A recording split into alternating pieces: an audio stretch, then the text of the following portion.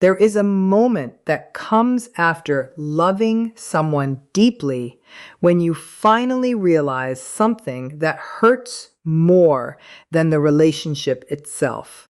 You realize that you can love someone with everything inside you and still not be able to make them love you in a healthy way. You can explain your pain. You can forgive them. You can give second chances. You can become more patient, more understanding, more compassionate, more available, and more willing to work through problems. You can stay when leaving would have been easier. You can believe in their potential when they have stopped believing in yours. And still, there may come a day when you have to accept that your love cannot repair a pattern that the other person is unwilling or unable to confront. And that is where this story changes. Because when you finally stop chasing, stop explaining, stop proving, stop defending, stop begging, and stop returning, something changes.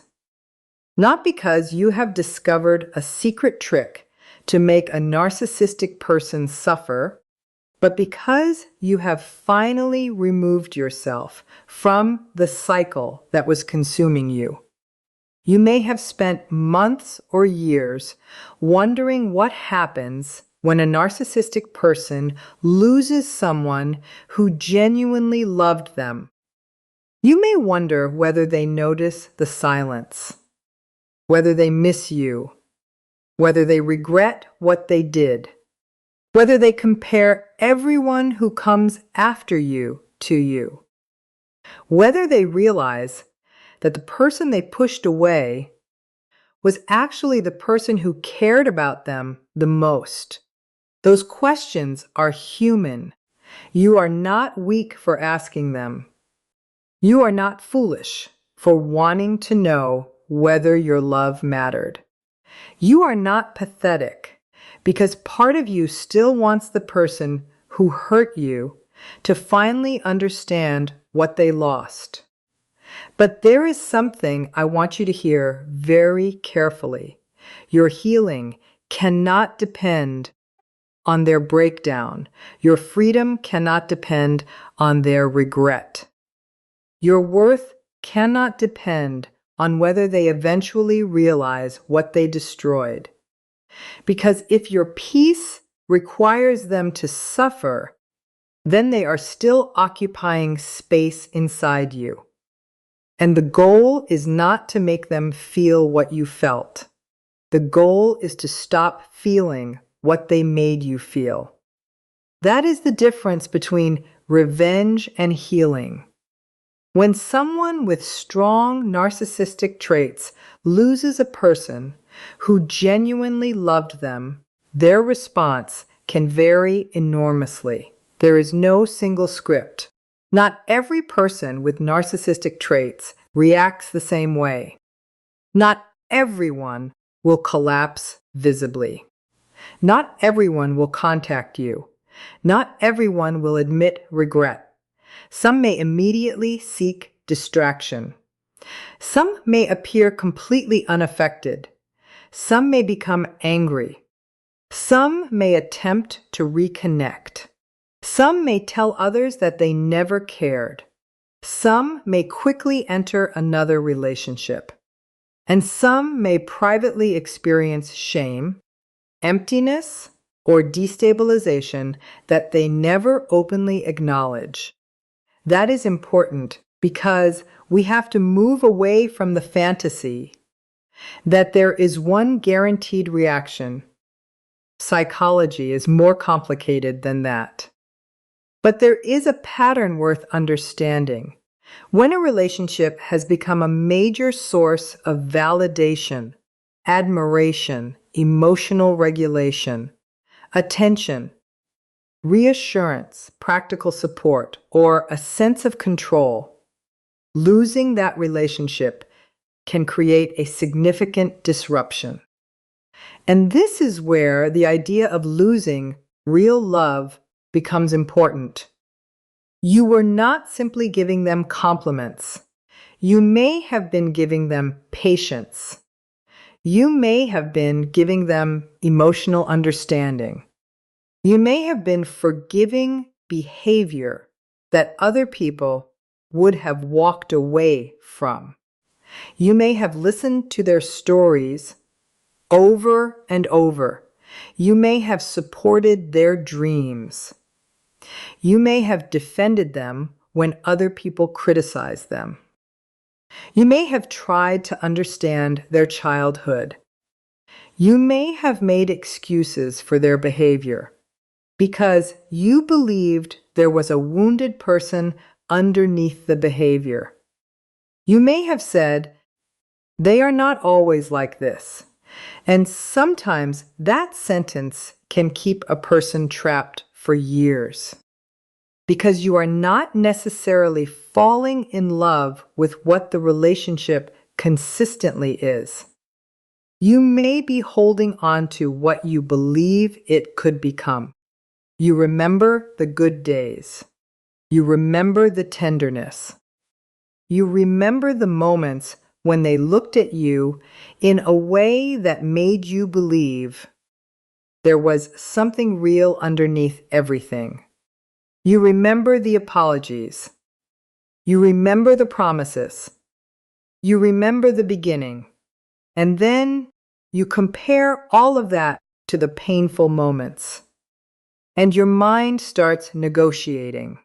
Maybe if I communicate better, maybe if I become less emotional, maybe if I stop bringing up the past, maybe if I give them more space, maybe if I love them without expecting anything, maybe if I become more confident, maybe if I stop reacting, maybe if I become the person they need.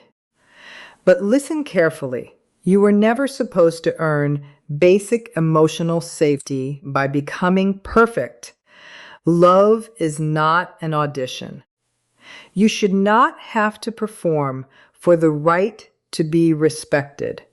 You should not have to become smaller so someone else can feel bigger. You should not have to silence your needs so someone else can avoid accountability. And you should not have to sacrifice your identity to preserve someone else's fragile sense of self. This is one of the most painful lessons that narcissistic relationship dynamics can teach. Sometimes the person who loves the hardest becomes the person who disappears the most. You start adjusting yourself. You stop saying what you really think. You begin studying their moods. You learn which topics create conflict.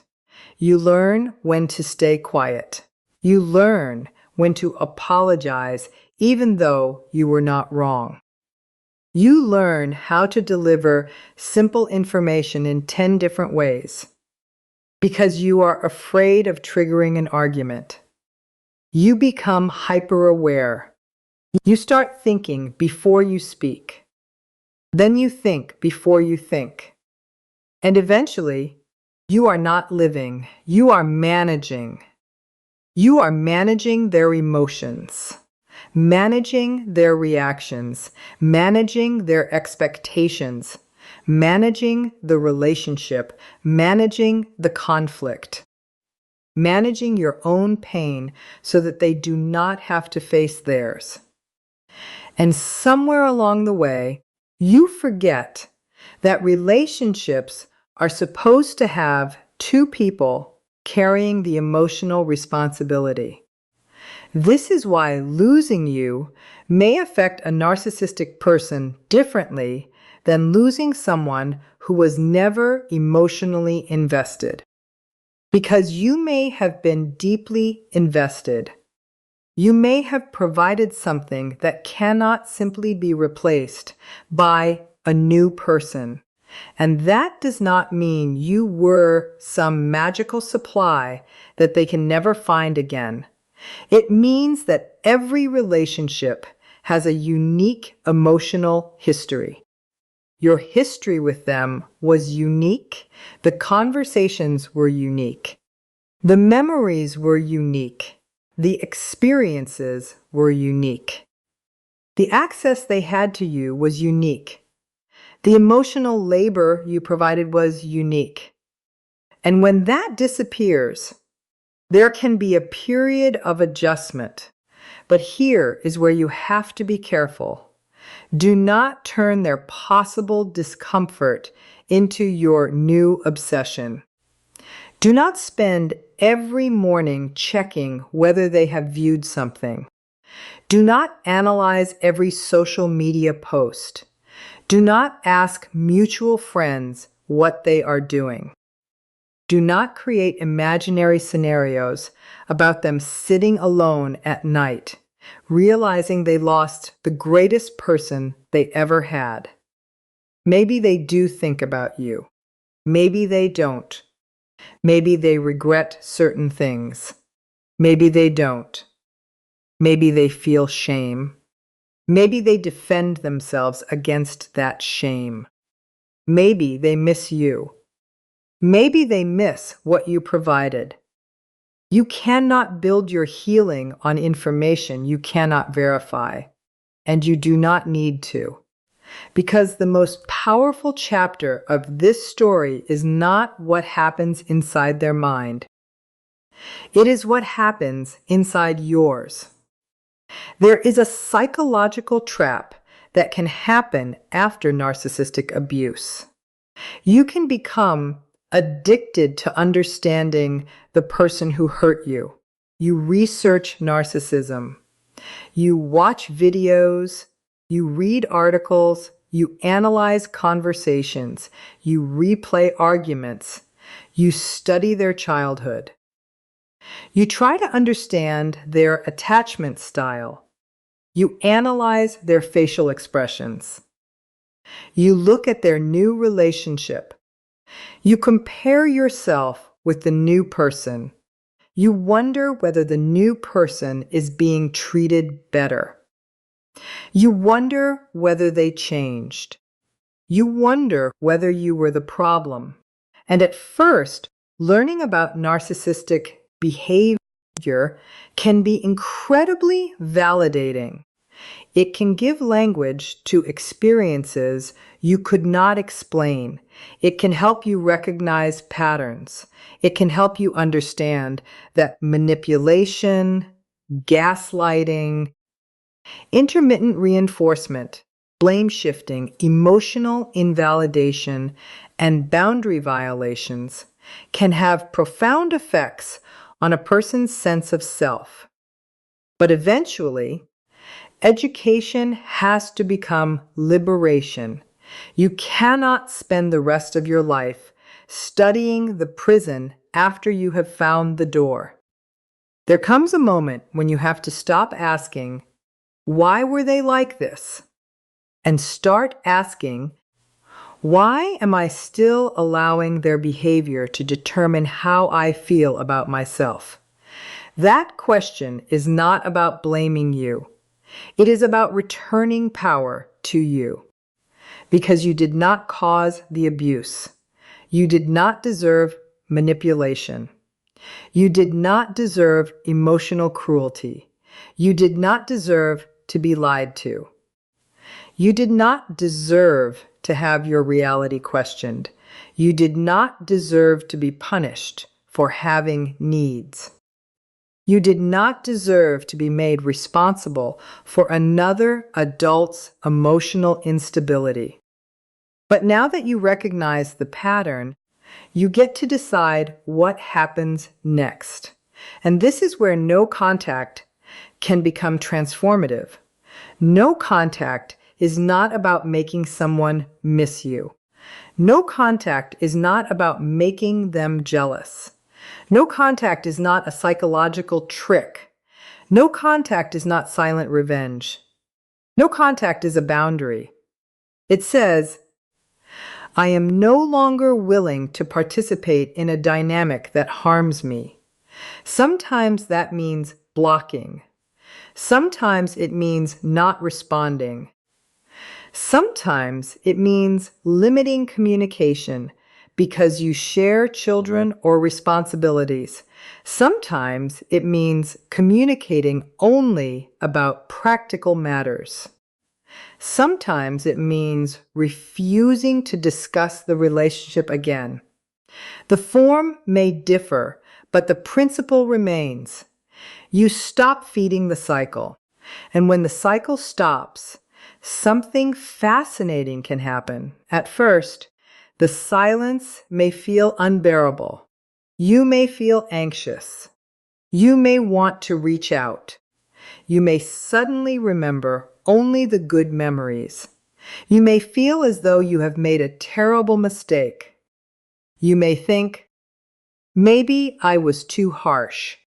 You may think, maybe I should just explain one more time. That does not necessarily mean leaving was wrong. It may mean your nervous system became accustomed to unpredictability. When someone alternates affection and rejection, closeness and distance, praise and criticism, your brain can become intensely focused on the next emotional reward.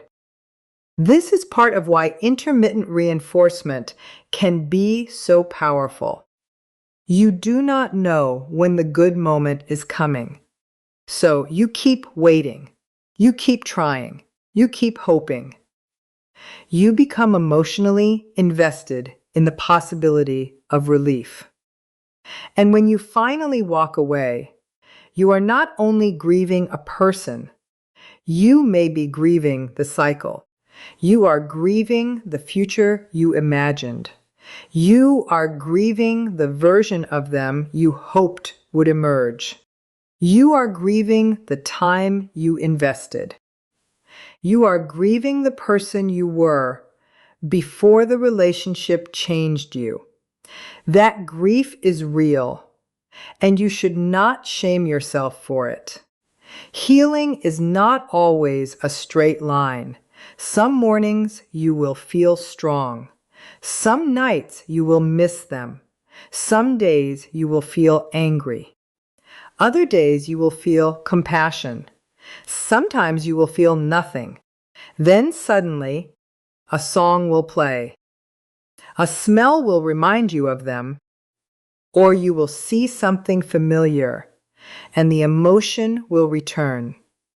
That does not mean you are back at the beginning. It means you are human.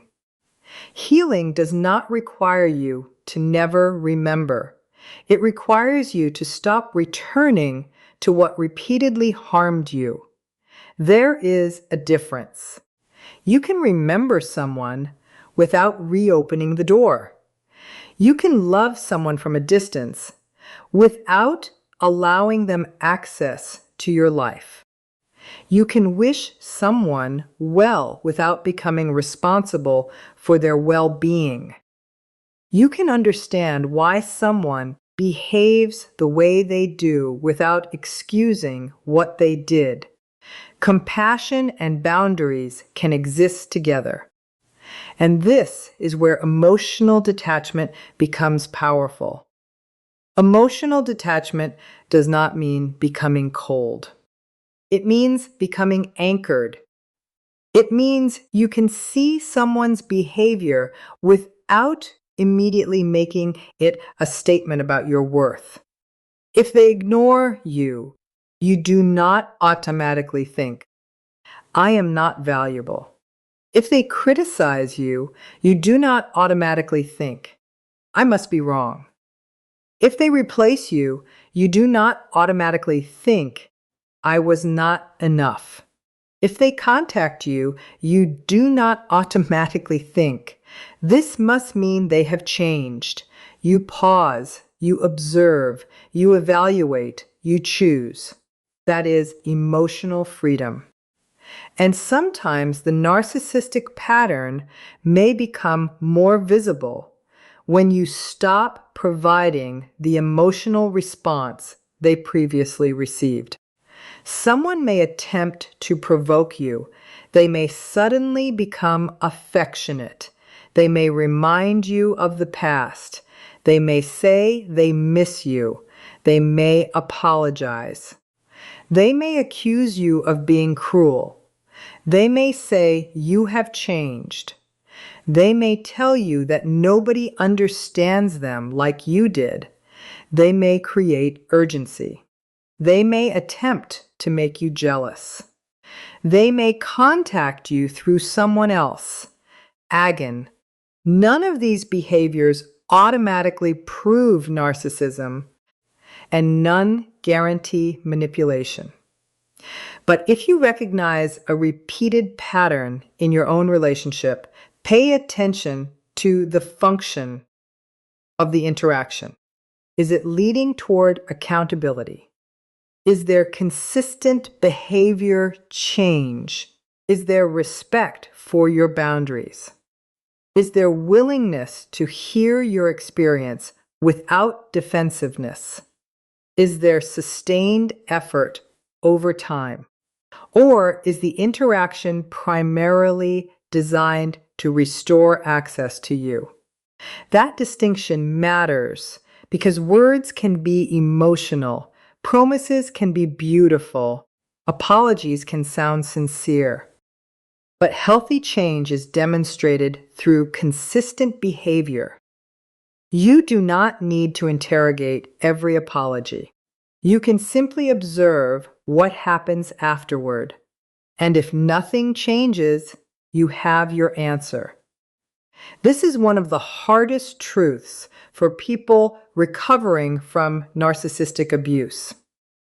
Sometimes you are waiting for an apology that would finally make the pain feel legitimate. You want them to say, "I know what I did. I know how much I hurt you. I know you were not imagining it. I know you deserved better. I understand why you left." And maybe one day they will say something like that. Maybe they will not. But your experience does not become real only when the person who hurt you validates it. Your pain was real before they acknowledged it. Your tears were real before they apologized. Your sleepless nights were real. Your anxiety was real. Your confusion was real. Your exhaustion was real. Your lost confidence was real. Your healing can begin without their permission, and that is where your power returns. You stop waiting for a courtroom verdict from the person who was on trial in the first place. You become your own witness. You say, "I know what I lived. I know what I experienced. I know how I felt. I know what I will no longer tolerate." That is not arrogance. That is self-trust.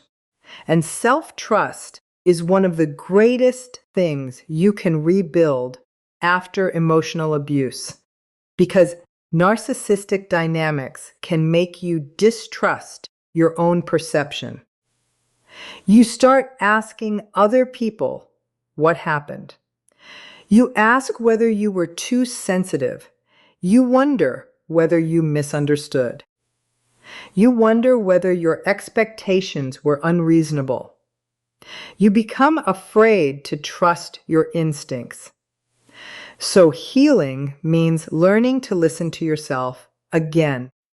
Maybe your body was telling you something long before your mind was ready to admit it. Maybe you felt exhausted every time their name appeared on your phone. Maybe you felt relief when they left the room. Maybe you stopped being yourself around them. Maybe you became quieter. Maybe your laughter disappeared. Maybe you started apologizing for everything. Maybe you were constantly trying to prevent conflict. Those experiences matter. You do not need to prove that someone meets a diagnostic definition of narcissistic personality disorder to decide that their behavior is unhealthy for you. That distinction is important. You are allowed to leave a relationship because it hurts. You are allowed to leave because your boundaries are ignored. You are allowed to leave because trust has been destroyed. You are allowed to leave because you no longer recognize yourself. You do not need a diagnosis. You need clarity. And perhaps the greatest clarity is this: real love does not require you to abandon yourself. Real love can involve disagreement. Real love can involve mistakes. Real love can involve imperfect communications. But healthy love leaves room for accountability. It leaves room for repair. It leaves room for your humanity. You do not have to be endlessly forgiving to prove that you are loving. You do not have to tolerate disrespect to prove that you are compassionate. You do not have to stay available to prove that you care. Sometimes the most loving thing you can do for yourself is walk away. And sometimes walking away is not dramatic.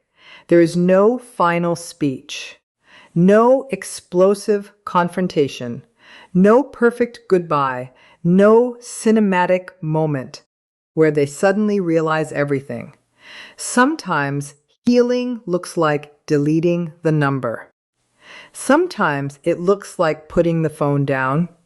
Sometimes it looks like refusing to respond to an insulting message. Sometimes it looks like choosing sleep instead of checking their social media. Sometimes it looks like spending an evening with friends instead of analyzing the relationship. Sometimes it looks like therapy. Sometimes it looks like journaling. Sometimes it looks like finally admitting this relationship was not what I wanted it to be. That sentence can be incredibly powerful because acceptance is not approval. Acceptance means you stop arguing with reality.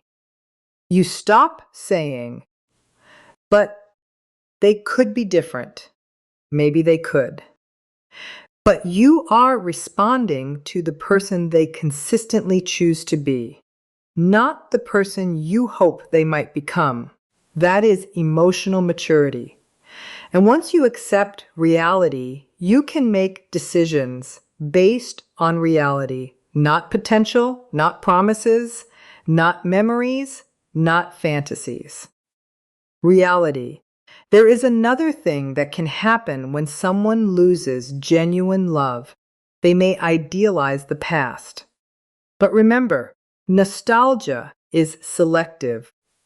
When you are lonely, your brain may highlight the beautiful moments and soften the painful ones.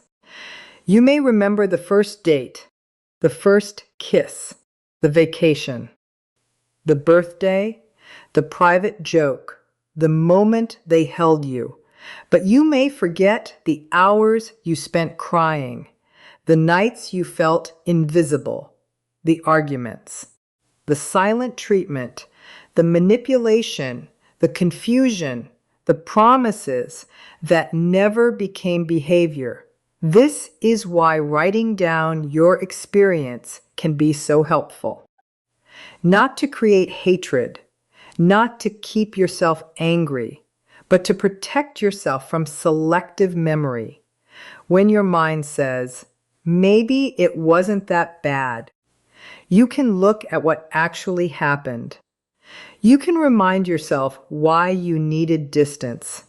You can say, I am not leaving because I stopped caring. I am leaving because caring was costing me too much. That sentence can change everything because many survivors believe that leaving means they failed. But sometimes leaving is the first evidence that you finally succeeded at protecting yourself. You may have spent years trying to save the relationship. Now you are saving yourself, and that is not selfish. It is necessary. Your life cannot become a permanent rehabilitation center for another adult. You can care, you can encourage, you can support, but you cannot heal someone who refuses to participate in their own healing. You cannot create empathy for someone else by sacrificing your own emotional health. You cannot love someone into accountability. And you cannot communicate your way out of a pattern that depends on misunderstanding you.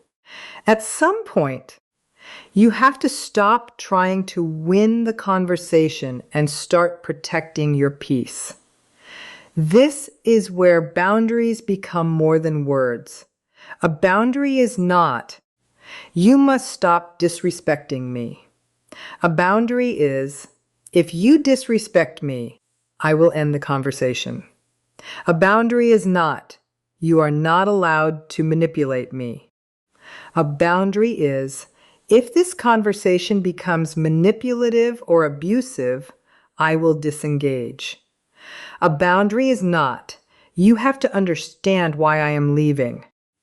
A boundary is, "I am leaving even if you disagree." That is the difference between controlling another person's behavior and controlling your own response. You cannot control what they do, but you can control your participation. And once you understand that, manipulation loses some of its power, because manipulation often depends on getting you to react. If they can make you angry, they have your attention. If they can make you defensive, they have your attention. If they can make you prove yourself, they have your attention. If they can make you explain yourself for 3 hours, they have your attention.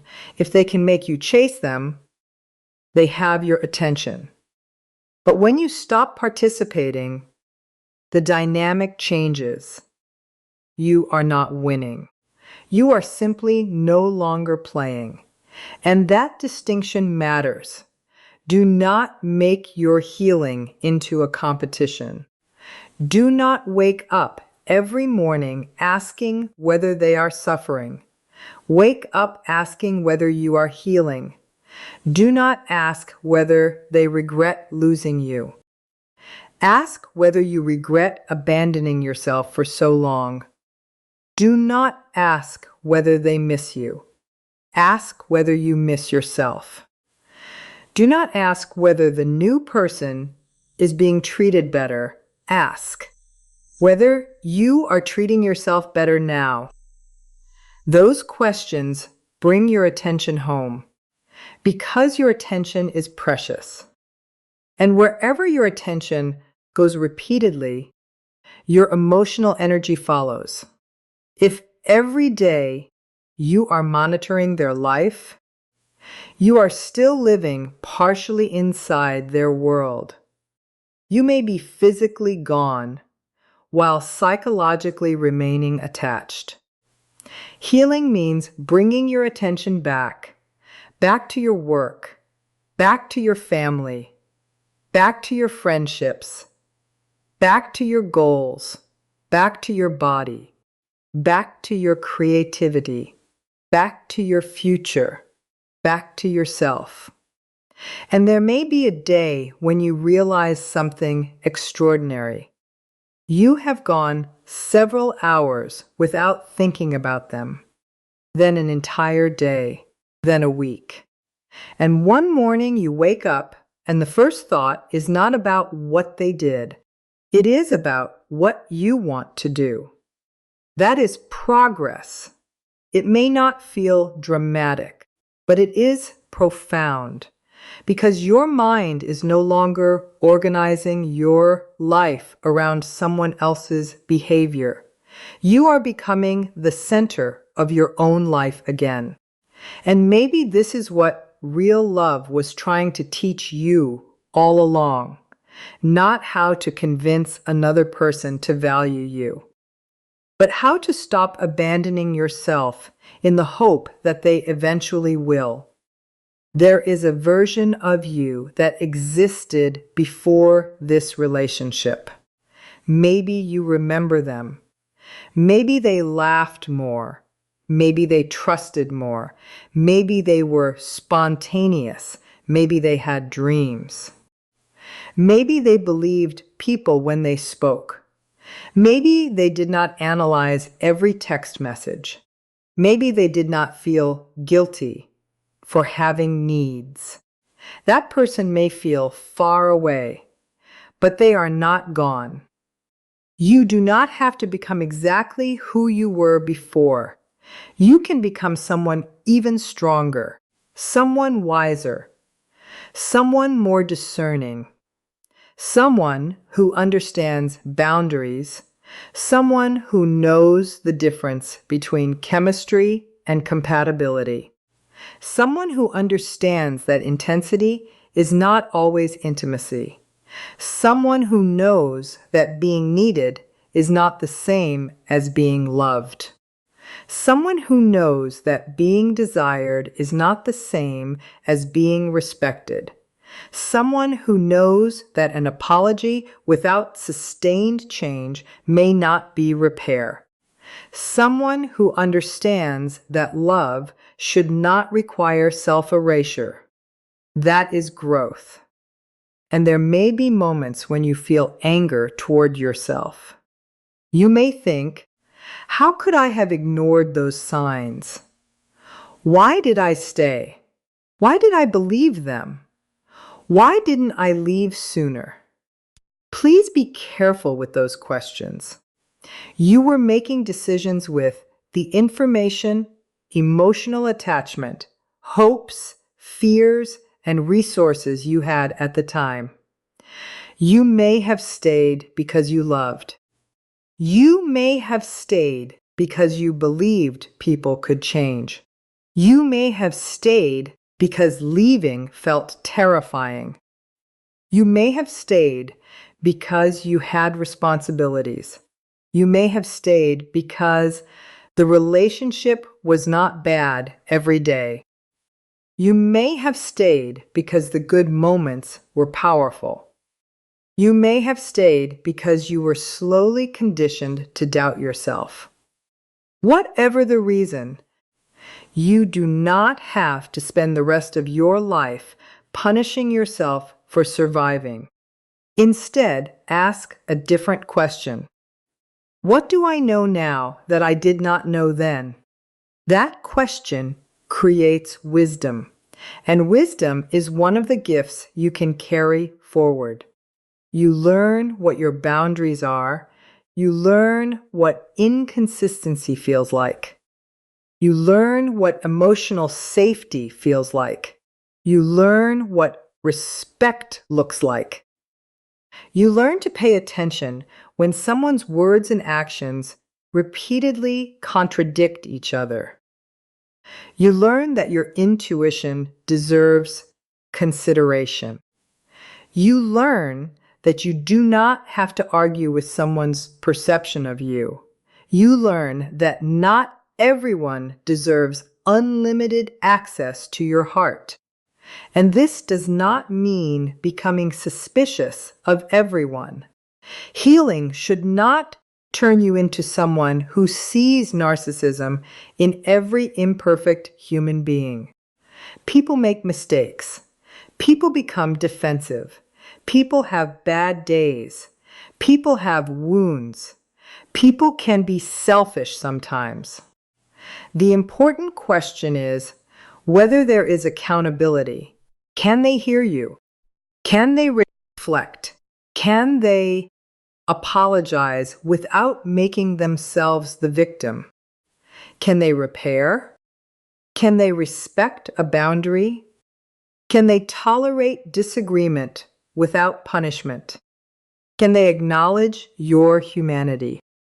Healthy relationships are not perfect. They are repairable. That distinction will protect you in the future. You do not need perfection. You need emotional safety. And emotional safety means you do not have to constantly calculate the cost of honesty. You can say, "That hurt me." And instead of being attacked for having feelings, you can be heard. You can say, "I need some space." And instead of being punished, your boundary can be respected. You can say, "I disagree." And the relationship does not collapse. That is what you are moving toward. Not another relationship that feels intoxicating, a relationship that feels safe. And before you can experience that with another person, you have to experience it with yourself. That means keeping promises to yourself. If you say you will not respond to abusive messages, keep that promise. If you say you will stop checking their social media, keep that promise. If you say you need distance, protect that distance. If you say you will seek support, seek it. Every time you keep a promise to yourself, self-trust grows. And self-trust is the opposite of the psychological dependence that can develop in toxic relationships.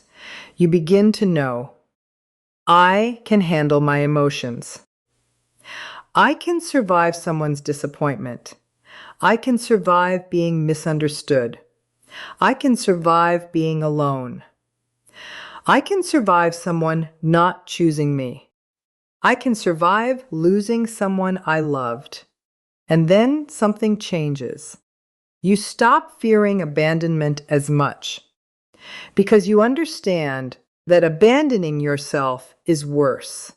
You stop chasing people who withdraw because you know you can walk away. You stop negotiating your dignity. You stop begging for clarity from people committed to confusion. You stop asking someone else to give you the permission to value yourself. And that is freedom. Maybe the person you loved will eventually realize what they lost. Maybe they will compare future relationships with what they had with you. Maybe they will experience loneliness. Maybe they will feel regret. Maybe they will become curious about your life. Maybe they will never admit any of it. You do not need to know. Let their story belong to them. Your story belongs to you. Their emotional consequences belong to them. Your healing belongs to you. Their choices belong to them. Your boundaries belong to you. Their future belongs to them. Your future belongs to you. And this separation of responsibilities is deeply healing because one of the burdens you may have carried was responsibility for someone else's emotions. You thought, if they are angry, I need to fix it. If they are sad, I need to comfort them. If they are disappointed, I need to change. If they are upset, I must have done something wrong. But adults are responsible for managing their own emotions. You can have empathy without taking ownership. You can care without carrying. You can love without rescuing. And sometimes the most compassionate thing you can do is allow another person to experience the consequences of their choices, not as punishment, as reality. If someone repeatedly pushes away healthy people, eventually they may experience the loneliness created by those choices. That is not your revenge. That is simply life. You do not have to deliver the consequence. You do not have to announce it. You do not have to watch it happen. You simply step away. And when you step away, you may discover that the silence you feared becomes the silence you needed. At first, silence feels empty. Then it becomes peaceful. Then it becomes familiar. Then you begin to hear yourself. You hear your own thoughts, your own preferences, your own dreams, your own voice. And you realize how loud the relationship had become. Maybe you had been listening to their voice for so long that you forgot what your own sounded like. Now you are learning it again, slowly, passionately, without judgment. And there will be setbacks. Do not confuse setbacks with failure. If you check their profile one night, that does not erase 6 months of healing. If you miss them, that does not mean you should return. If you cry, that does not mean you are weak. If you feel angry, that does not mean you are bitter. If you remember the good times, that does not mean the bad times did not matter. Human beings can hold contradictory emotions. You can miss someone and still know they were unhealthy for you. You can love someone and still leave. You can forgive someone and still maintain distance. You can understand their wounds and still refuse to become their target. That is emotional maturity. And eventually, you may stop needing the label. You may stop needing to know whether they were officially narcissistic. You may stop analyzing every behavior. You may simply know one thing: I was not okay there, and that is enough, because your healing is not a diagnostic exercise. It is a life decision. You are deciding what kind of life you want to live. A life where you constantly monitor another person's mood, or a life where you can breathe, a life where you explain yourself endlessly, or a life where your voice matters, a life where love is conditional upon your obedience, or a life where love includes mutual respect, a life where you fear boundaries, or a life where boundaries are normal. You get to choose. And perhaps the most powerful thing you can do after losing someone is not rush to replace them. Give yourself time. Let yourself become emotionally independent. Learn to enjoy your own company. Reconnect with friends. Build routines. Exercise if it helps you. Route, ride. Create, pray if spirituality is meaningful to you. Seek professional support when needed. Do whatever helps you reconnect with reality and yourself. Do not make another person your medication for the pain caused by the last person. You do not need another relationship to prove that you are desirable. You need a relationship with yourself that is no longer based on external validation. Then, when love comes again, you can choose from wholeness rather than desperation. You can choose someone because they add to your life, not because you need them to rescue you from loneliness. You can recognize intensity without confusing it for intimacy. You can appreciate attraction without ignoring character. You can enjoy chemistry while still watching consistency. You can listen to words while observing behavior. And you can walk away early when your fundamental values are repeatedly violated. That is what experience can teach you, not bitterness. Discernment, not fear. Wisdom, not emotional walls. healthy boundaries. And there is one final transformation I want you to understand. The greatest evidence that you have healed is not when the narcissistic person comes back. It is when you no longer care whether they come back. That is the moment you know something has changed. Their message no longer determines your mood. Their silence no longer determines your worth. Their new relationship no longer determines your value.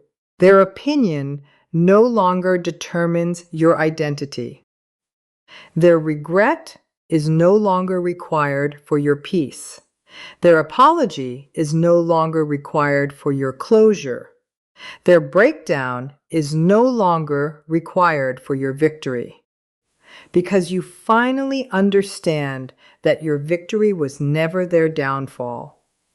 Your victory was your return to yourself, your return to your voice, your return to your standards, your return to your boundaries, your return to your dreams, your return to your dignity, your return to your peace.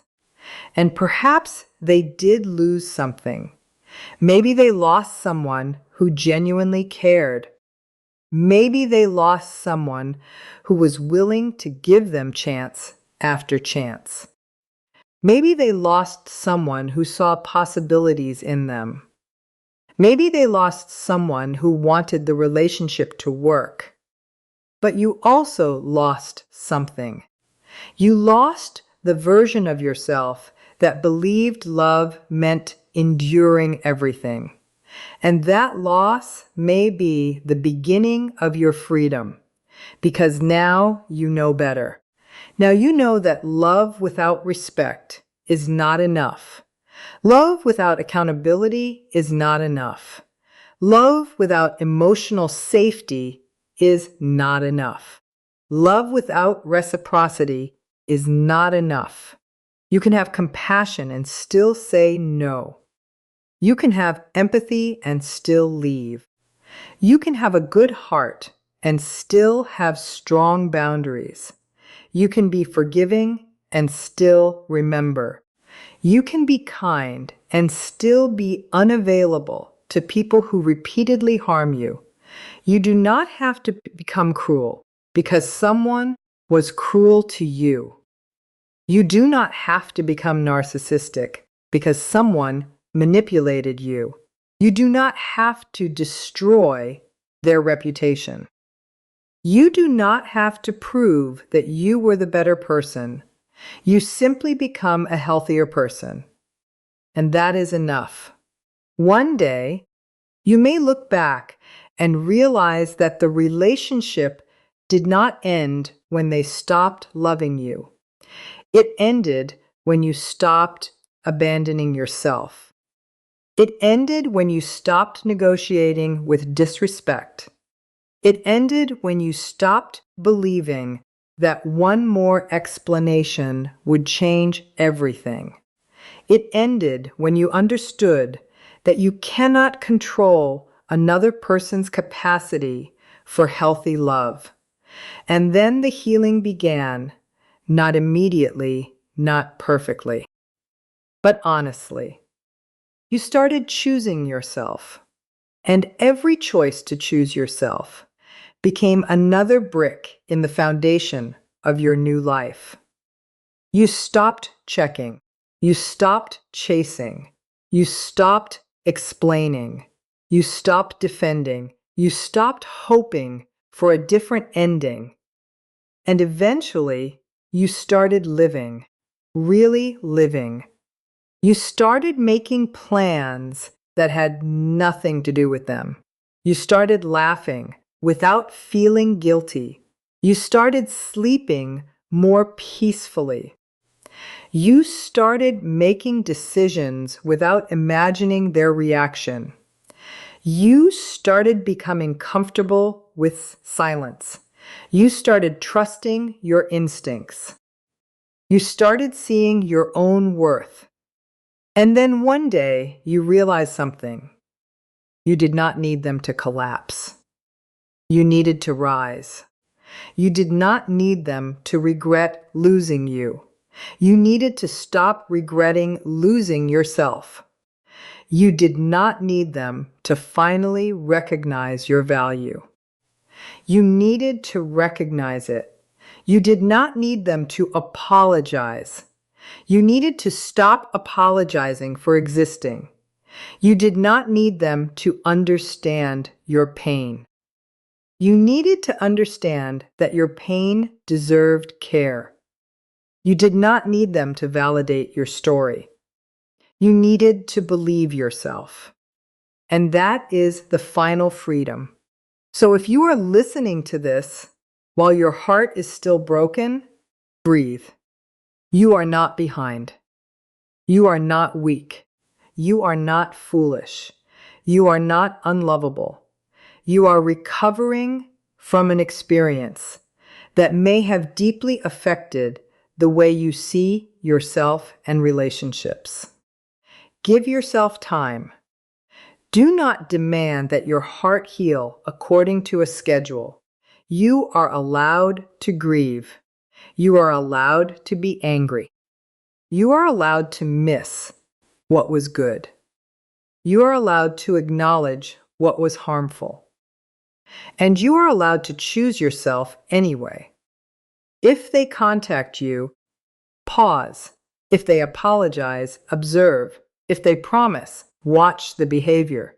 If they accuse you, remember that you do not have to defend yourself against every accusation. If they try to pull you back into an old cycle, remember why you left. And if they never contact you again, let that silence become part of your healing. Your life is not waiting for their next move. Your life is waiting for yours. The world outside that relationship is still there. There are places you have not seen, people you have not met, goals you have not reached, dreams you have not pursued, versions of yourself you have not yet discovered. Do not spend the rest of your life standing at a closed door waiting for someone inside to apologize for locking it. Walk away, turn around, look at the road ahead, and take the next step, then another, and another, until the relationship becomes a chapter rather than a prison, until the memories become lessons rather than commands, until their name can exist without controlling your nervous system, until you can think about what happened without thinking you need to go back, until you understand that closure is not always a conversation. Sometimes closure is a decision. I am done. I choose peace. I choose myself. I will not return to what destroyed me. And perhaps that is the real meaning of losing real love forever. Maybe the greatest loss was never yours. Maybe you lost a relationship that was costing you yourself. Maybe they lost access to someone who genuinely loved them. But you gained something more important. You gained yourself back. And once you have yourself back, you can build a life that no manipulation can control. A life where your boundaries are respected. A life where your emotions are safe. A life where love does not require fear. A life where you can speak without trembling. A life where you can say no without guilt. A life where you can walk away without believing you are worthless. A life where you understand that being alone is sometimes healthier than being with someone who makes you feel alone. So do not wait for their breakdown. Build your breakthrough. Do not wait for their regret. Build your recovery.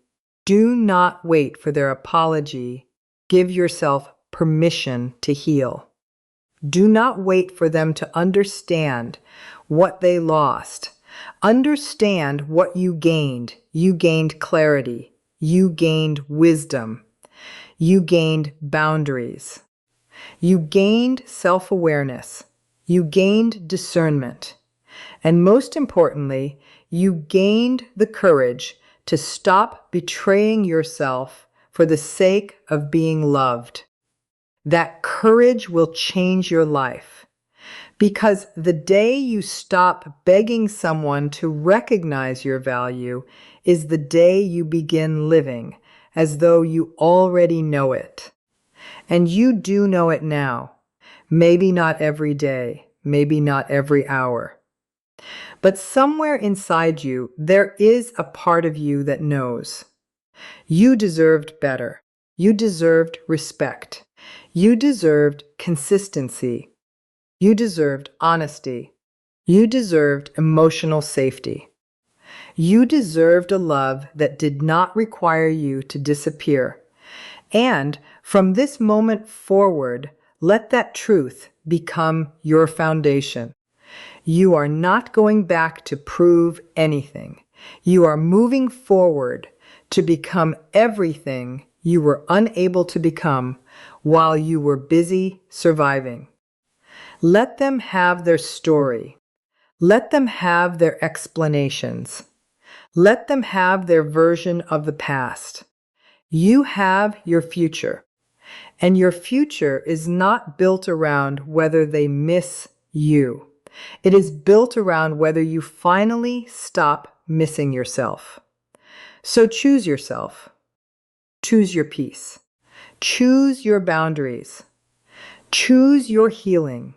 Choose the life waiting beyond this chapter.